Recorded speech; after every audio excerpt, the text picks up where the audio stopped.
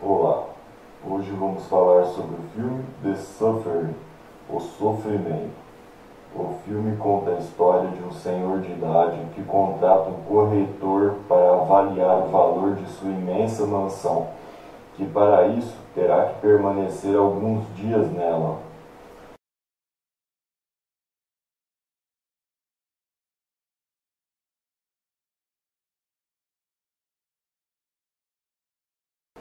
No início, o ancião parece bem camarada e amigável, prometendo um bom pagamento ao homem e mostrando os seus aposentos. Mas já na primeira noite, o corretor nota algo estranho no porão da casa.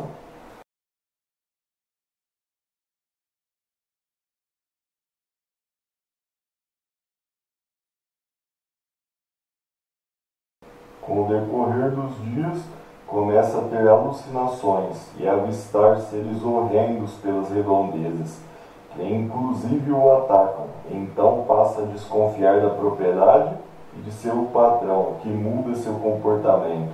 Terá a capacidade de se livrar desse mal?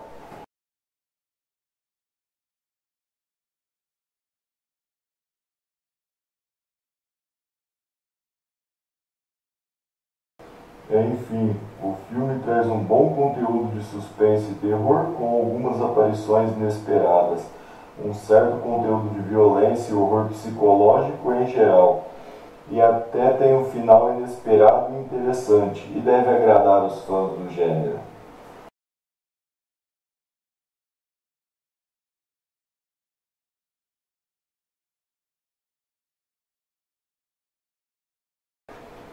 E você que já viu esse filme, o que achou? E você que ainda não viu, irá querer ver? O que espera dele? Deixem suas opiniões nos comentários abaixo. Ah, e não se esqueçam de dar um joinha. Inscrevam-se no canal para muito mais. Um horripilante abraço a todos e até a próxima.